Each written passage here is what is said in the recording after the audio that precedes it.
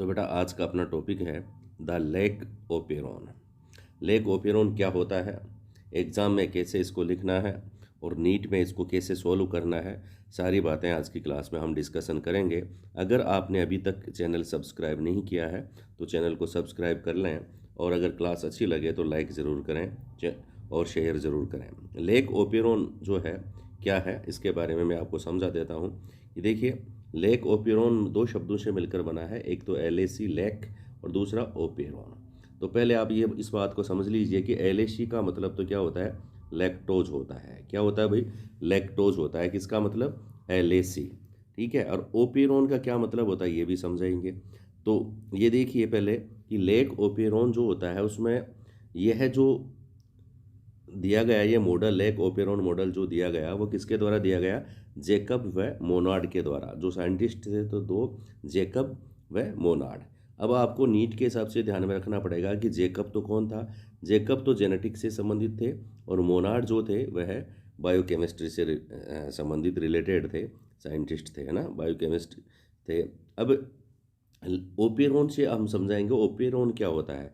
Operon जो होता है वह a polycistronic structural gene is regulate by a common promoter and regulatory gene.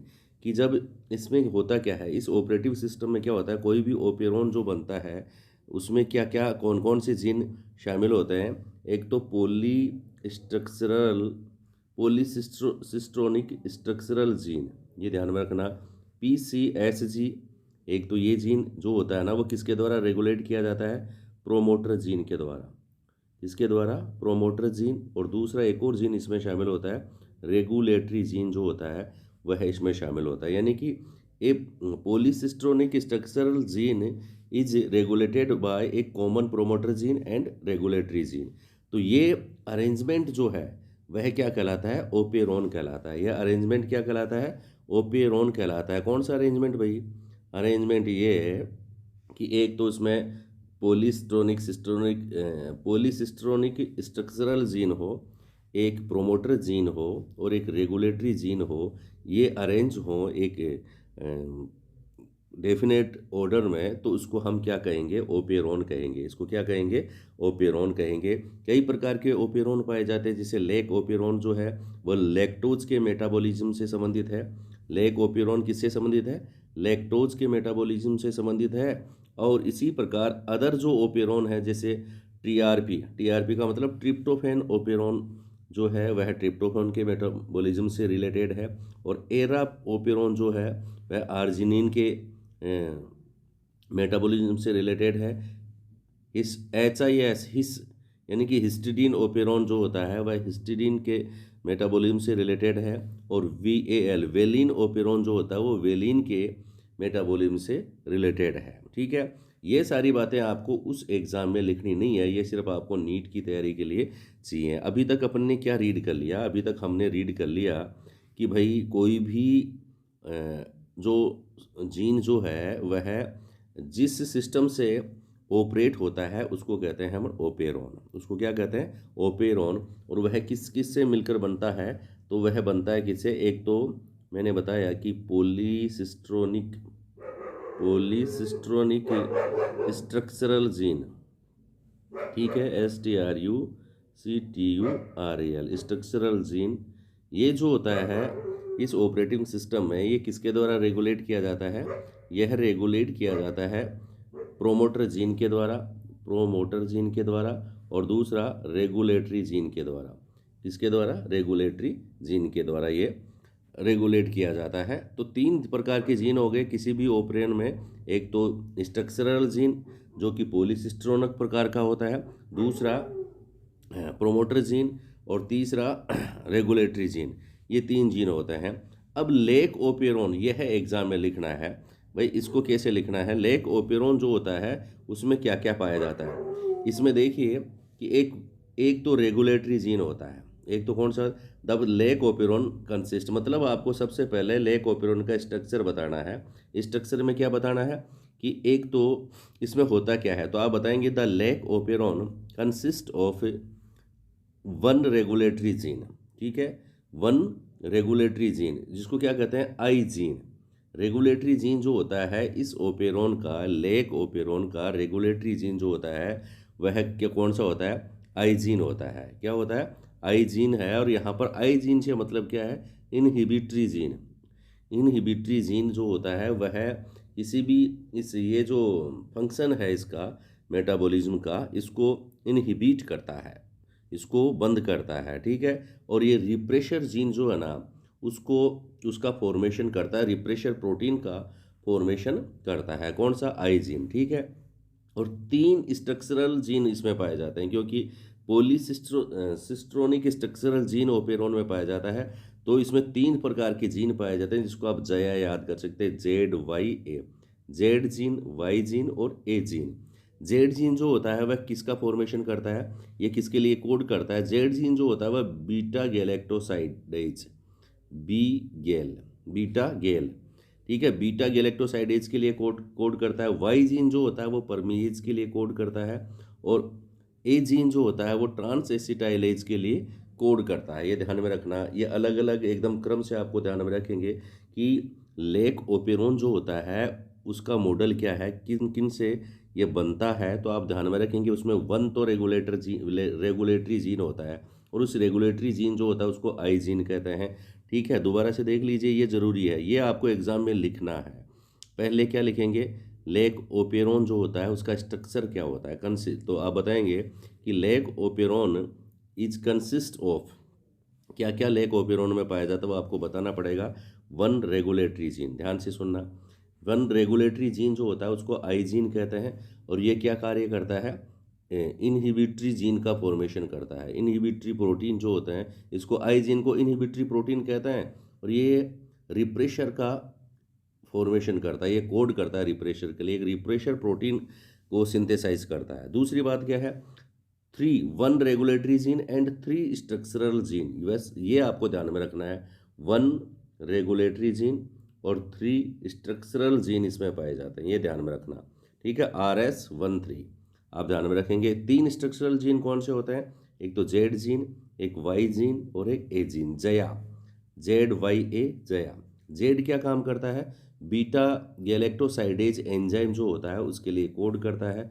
Y gene क्या कार्य करता है? वाई जीन जो है उसका फंक्शन ये है कि यह परमीएज के लिए कोड करता है, और ए जीन जो होता है वो ट्रांस एसिटाइलेज एंजाइम के लिए यह है कोड करता है। ये आप लोग ध्यान में रखेंगे। अब अपने को ये भी ध्यान में रखना है, ये हो गया स्ट्रक्चर किसका? लेक ओपेरोन का। यह तो बताना ही बताना है। और अगर थोड़ी बहुत बातें ये भी बता देंगे कि ये क्या फंक्शन करेंगे, बीटा गैलेक्टोसाइड एंजाइम क्या काम करता है, तो आप ध्यान में रखेंगे कि बीटा गैलेक्टोसाइड जो एंजाइम है, beta galactoside is responsible for hydrolysis of disaccharide. आपको पता होना चाहिए लैक्टोज जो होता है वह क्या है? लैक्टोज क्या है? डाइसेकेराइड है। लैक्टोज क्या है? डाइसेकेराइड है। और इसका जब हाइड्रोलाइसिस होता है, लैक्टोज का हाइड्रोलाइसिस किसके द्वारा होता है? बीटा गैलेक्टोसाइडेज एंजाइम के द्वारा। तो ग्लूकोज, गैलेक्टोज प्लस ग्लूकोज बनता है। ये अपनी एक यूँ कह सकते हैं कि ग्लूकोज प्लस गैलेक्टोज बनता है। समझ गए? लैक्टोज डाइसेकेराइड है, और ये किस में चेंज हो जाते हैं? गैलेक्टोज मोनोसेकेराइड और ग्लूकोज भी मोनोसेकेराइड में। किसके द्वारा? बीटा गैलेक्टोसाइडेज के द्वारा। किसके द्वारा फॉर्मेशन होता है बीटा गैलेक्टोसाइड के लिए? कौन कोड करता है? तो जेड जीन आप ध्यान में रखेंगे बीटा गैलेक्टोसाइड्स के लिए कोड करता है। परमीएज जो होता है वो परमिबिलिटी बढ़ाता है, increase permeability of the cell to beta galactosidase. ये ध्यान में रखना कि परमीएज एंजाइम जो होता है वह बैक्टीरियल सेल जो होगी, कोई भी सेल जो है उसमें परमिबिलिटी बढ़ाता है। किसकी परमिबिलिटी बढ़ाता है? इंक्रीज किसकी? Permeability of the cell. किसके लिए? टू बीटा गैलेक्टोसाइडेज की बीटा गैलेक्टोसाइड जो है उसकी परमिबिलिटी ये बढ़ाता है। All 3 gene product of the lac operon are required for metabolism of lactose. और ये सारे 3 जीन जो हमने बात की, कौन कौन से? एक तो जेड जीन, एक वाई जीन और एक ए जीन। ठीक है। ये तीनों जीन जो होते हैं वो लैक्टोज के मेटाबॉलिज्म के लिए नेसेसरी हैं। आप ये बात ध्यान में रखेंगे। नेक्स्ट अपन बात करेंगे अब क्या, कि ये बातें आपको लिखनी है एग्जाम में अगर ये प्रश्न आ गया तो। फिर लैक्टोज के बारे में छोटी छोटी बातें, ये चाहो तो आप लिख भी सकते हो, और चाहो तो नहीं भी लिख सकते। लैक्टोज, ये इस लैक ओपेरोन में लैक्टोज की क्या भूमिका है? आपको पता है कि अपन मेटाबॉलिज्म किसका रीड कर रहे हैं? लैक्टोज का मेटाबॉलिज्म रीड कर रहे हैं। तो ये लैक्टोज जो है वह का बहुत सारे वर्क करता है इसमें। ये क्या काम करता है? इट रेगुलेट्स स्विच ऑन और ऑफ। ये जो ओपेरोन मॉडल जो है, ये जो ओपेरोन जो सिस्टम जो है, उसका स्विच ऑन व स्विच ऑफ किसके द्वारा होता है? लैक्टोज के द्वारा। ये ध्यान में रखेंगे। फिर दूसरी खास बात क्या है? लैक्टोज जो है, lactose is the substrate for enzyme beta galactosidase. मतलब बीटा गैलेक्टोसाइडेज जो है उसके लिए सबस्ट्रेट का फॉर्मेशन, सबस्ट्रेट के रूप में कौन कार्य करेगा? लैक्टोज कार्य करेगा। यह है बीटा गैलेक्टोसाइडेज लैक्टोज को गैलेक्टोज व ग्लूकोज में हाइड्रोलाइज्ड कर देगा। तीसरी खास बात लैक्टोज की क्या है? It is term as inducer. यह है इसमें इंड्यूसर के रूप में काम करता है। इसको आप इंड्यूसर कह सकते हैं, क्योंकि जैसे ही लैक्टोज की एक फ्यू क्वांटिटी भी इस ओपेरॉन में प्रवेश करती है तो ये ज़्यादा सक्रियता के साथ कार्य करता है। कैसे काम करता है यह अपन बात करेंगे। देखिए, ये सारी बातें हैं वो आपको रीड करने के लिए है, लेकिन आप एग्ज़ाम में इस प्रकार की कोई बात नहीं करेंगे। देखिए क्या है कि in the absence of preferred carbon source such as glucose, if lactose is provided in the grow medium of bacteria. यदि लैक्टोज जो होती है वह ग्रोथ मीडियम में प्रोवाइड करवाई जाती है बैक्टीरिया के, तो the lactose is transported into the cell through the action of permease. तो ये जो लैक्टोज जो है वो परमीएज एंजाइम के सहायता से किस में प्रवेश कर जाएगी भाई? ग्रोथ इस बैक्टीरिया सेल में प्रवेश कर जाती है। ये सारी बातें आपको एग्जाम में नहीं लिखनी है। आपको क्या लिखना है? पहले मैंने बात बता दी कि इसका स्ट्रक्चर लिखना है लैकोपेरोन का। उसके बाद क्या लिखना है? इसकी मैकेनिज्म लिखनी है। तो अब अपन चलते हैं इसकी मैकेनिज्म में। मैकेनिज्म क्या है? देखिए, मैकेनिज्म ये है कि आप लोग ये ध्यान में रखेंगे कि लैक्टोज जो होता है, लैकोपेरोन जो होता है वो किस प्रकार से काम करता है। देखिए मैकेनिज्म क्या है। अगर इस ओपेरोन को, पहली कंडीशन क्या है? इन the absence of inducer. Inducer के एब्सेंस में होगा क्या? अगर यहाँ पर इंड्यूसर का कौन काम करेगा भाई? इंड्यूसर के रूप में क्या काम करता है? लैक्टोज। यानी कि अगर लैक ओपेरोन को एक फ्यू क्वांटिटी में लैक्टोज नहीं मिलती है तो क्या होगा? ये आपको ध्यान में रखना है। ये क्या होगा भाई? देखिए कि the repressor mRNA of the operon is synthesized from I gene. तो ये काम क्या होगा कि अगर लैक्टोज एब्सेंट है या इंड्यूसर एब्सेंट है तो आइजीन जो होगा वह एक रिप्रेशर mRNA या रिप्रेशर प्रोटीन को सिंथेसाइज्ड करता है। कौन सा जीन? आई जीन के द्वारा कौन सा प्रोटीन सिंथेसाइज्ड होता है? रिप्रेशर प्रोटीन सिंथेसाइज्ड होता है। कब होता है? अगर इंड्यूसर जो है वह एब्सेंट हो। अगर लैक्टोज जो है वह एब्सेंट हो तो यह वर्क नहीं करेगा, यह ओपेरोन, लैक ओपेरोन। कब? जब लैक्टोज एब्सेंट हो तब यह वर्क नहीं करेगा। क्यों नहीं करेगा? क्योंकि आइजीन जो होता है वह क्या सिंथेसाइज करता है? रिप्रेशर जीन, रिप्रेशर प्रोटीन या रिप्रेशर mRNA का फॉर्मेशन करता है। ये रिप्रेशर जो mRNA है वह क्या करेगा? रिप्रेशर प्रोटीन बनाएगा और the repressor protein binds to operator region of the operon. जो ऑपरेटर रीजन है ना ओपेरोन का, उससे जाकर के रिप्रेशर प्रोटीन जुड़ जाता है and prevents RNA polymerase from transcribing the operon. और यह RNA पॉलीमरेज जो है उसको क्या कर देता है भाई? प्रिवेंट कर देता है कि आप RNA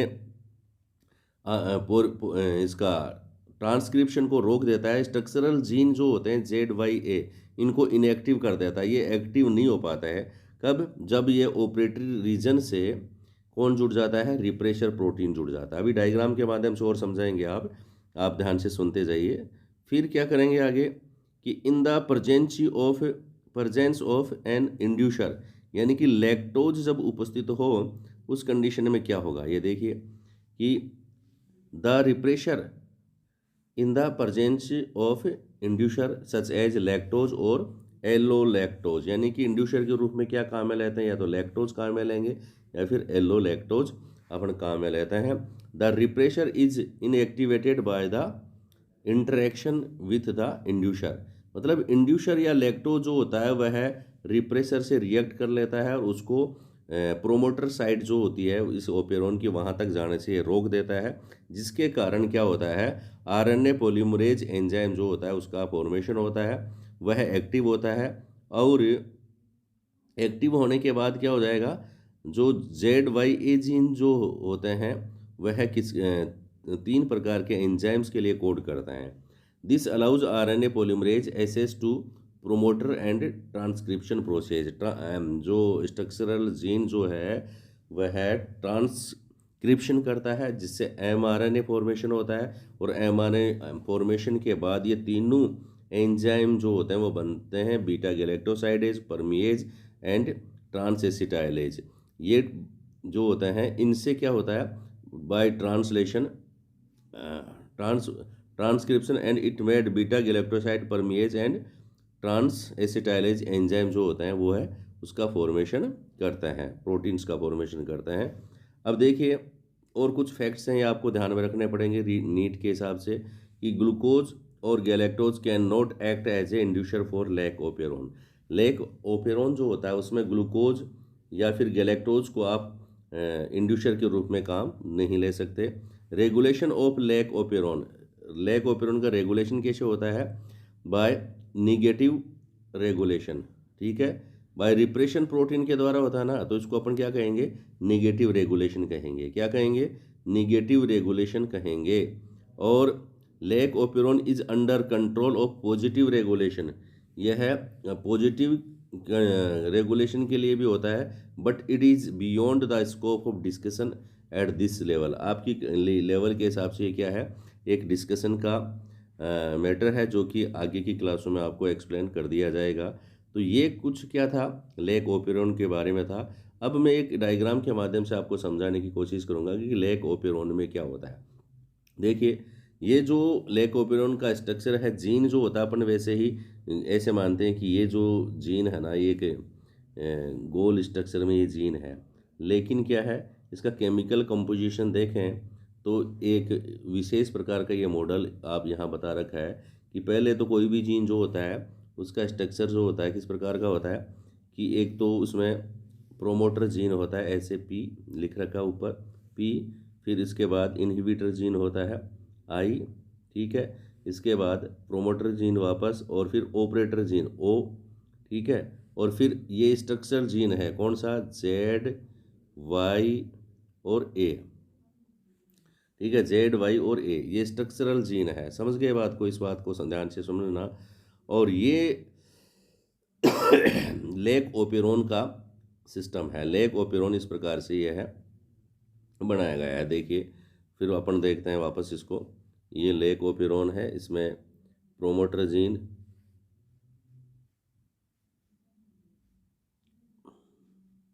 थोड़ा सा वापस करते हैं। अब देखिए ये प्रोमोटर जीन है, ये इनहिबिटर जीन है, ये प्रोमोटर, ये ऑपरेटर साइट है इसकी। मतलब क्या है कि अगर in absence of inducer, inducer मतलब यहाँ पर कौन सा है, लैक्टोज, लैक्टोज जब एब्सेंस होता है ग्रोथ मीडियम में तो क्या होता है कि आई जीन जो होता है एक रिप्रेशर mRNA का फॉर्मेशन करता है। ये क्या है, डीएनए है। जीन क्या होते हैं, किसके बने होते हैं, डीएनए के। तो डीएनए का जो आई जीन जो है वह क्या करता है, रिप्रेशर mRNA का फॉर्मेशन करता है। रिप्रेशर mRNA से रिप्रेशर प्रोटीन बनता है, mRNA से प्रोटीन। आपको पता है डीएनए से mRNA का फॉर्मेशन तो क्या कहलाएगा, ट्रांसक्रिप्शन कहलाएगा, और mRNA से रिप्रेशर प्रोटीन का फॉर्मेशन क्या कहलाएगा, ट्रांसलेशन कहलाएगा। ये आपको पता है, ठीक है। अब इसमें क्या होगा, ये रिप्रेशर प्रोटीन जो बन गया, यह रिप्रेशर प्रोटीन जो है वह कहाँ पर जुड़ जाता है, देखो इस ऑपरेटर सिस्टम से जाकर के जुड़ जाता है। तो ये आगे का काम नहीं कर पाता, आगे के जो जीन जो है ना, स्ट्रक्चरल जीन जो होते हैं वो ट्रांसक्रिप्शन नहीं कर पाते हैं, जिसके फलस्वरूप लैक्टोज के लिए जितने भी एंजाइम्स या प्रोटीन की आवश्यकता होती है वो है उनका फॉर्मेशन नहीं हो पाता है। और जैसे ही फिर ये आपको बताना है ना, ये फॉर्मेशन कुछ नहीं करे, इनएक्टिव हो गए, repressor binds to the operator region, ये ऑपरेटर रीजन से बाइंड हो गए यहाँ पर, ठीक है। And prevents RNA polymerase. RNA polymerase जो हो गया उसको यहाँ पर इनएक्टिव कर दिया। Prevents RNA polymerase from transcribing the operon. समझ गए बात को। अब देखिए नेक्स्ट कंडीशन क्या है। नेक्स्ट कंडीशन ये है कि इसमें अगर लैक्टोज इनको मिल जाती है, लैक्टोज एक से इंड्यूसर का काम करता है in the presence of inducer, क्या होगा कि इनहिबिटर जीन जो होगा वह तो अपना काम करेगा, रिप्रेशर एमआरएनए फॉर्मेशन करेगा, फिर रिप्रेशर प्रोटीन बना देगा। ये क्या है, रिप्रेशर प्रोटीन है। लेकिन जैसे ही इंड्यूसर, ये लैक्टोज है, इंड्यूसर का मतलब लैक्टोज या एलो लैक्टोज, ठीक है, ये लैक्टोज जो है वह इस ग्रोथ मीडियम में आ गई तो हो जाएगा क्या, इंड्यूसर जो होता है इस प्रोटीन से जुड़ जाता है। ये देखो यहाँ जुड़ गया है, ये तो इंड्यूसर है और ये क्या है, इनएक्टिव रिप्रेशर प्रोटीन हो गया। इसको ये दोनों, ये है जब इससे जुड़ जाता ना, ये इससे जुड़ गया और ये है बन गया, तो क्या बन गया, इनएक्टिव रिप्रेशर हो गया। ये रिप्रेशर प्रोटीन क्या हो गया, इनएक्टिव हो गया। अब ये यहाँ नहीं जा सकता, अब ये कहाँ नहीं जा सकता, ऑपरेटिव सिस्टम पे नहीं जा सकता, इसको बंद नहीं कर सकता। इसलिए ये जो स्ट्रक्चरल जीन है पॉलीसिस्ट्रोनिक स्ट्रक्चरल जीन, किस प्रकार का स्ट्रक्चरल जीन है, पॉलीसिस्ट्रोनिक स्ट्रक्चरल जीन है। ये जेड जो होता है, या जेड और वाई और ए ये कोड करता है और लेक एमआरएनए बनाते हैं। लेक एमआरएनए बनना क्या कहलाता है, ट्रांसक्रिप्शन कहलाएगा। लेक एमआरएनए जो होगा वह जेड वाई ए के द्वारा बन जाएगा। इसकी सूचना इनमें रहती है, जेड में जीन में, वाई जीन में और जया जीन जिसको अपन कह सकते हैं। तो इसमें ये इसकी इन्फॉर्मेशन रहती है, जिसकी वजह से पहले क्या बनेगा भाई, एमआरएनए बनेगा। डीएनए से एमआरएनए बनना क्या कहलाता है, ट्रांसक्रिप्शन कहलाता है।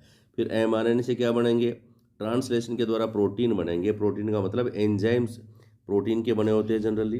तो बीटा गैलेक्टोसाइडेज, परमिएज और ट्रांस एसिटाइलेज एंजाइम्स का क्या हो जाता है भाई, फॉर्मेशन हो जाता है। और ये तीनों एंजाइम जो होते हैं वो क्या करते हैं, लैक्टोज का मेटाबॉलिज्म करते हैं। ठीक है, इस प्रकार यह है पूरा ओपेरॉन जो है वह वर्क करता है और लैक्टोज का मेटाबॉलिज्म करता है। तो बेटा ये थी लेक ओपेरॉन से संबंधित महत्वपूर्ण क्लास। अगर आपको पसंद आई है तो लाइक ज़रूर करें। थैंक यू, धन्यवाद।